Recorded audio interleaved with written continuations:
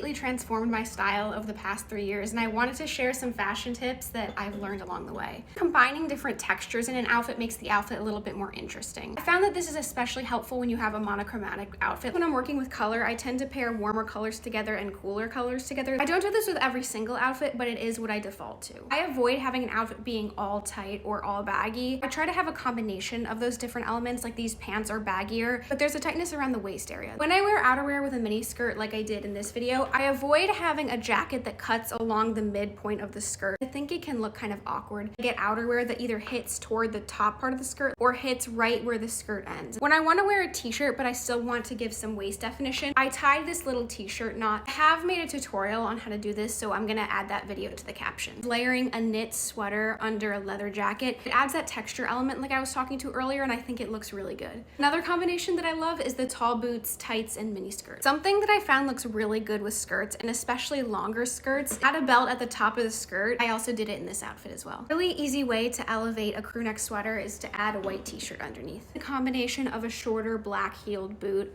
with a wider pant leg. I personally think this looks especially good with flared pants. All these are subjective and based on my own taste, but I guarantee you if you start looking for them when you're looking at outfits, you'll see a lot of these patterns more.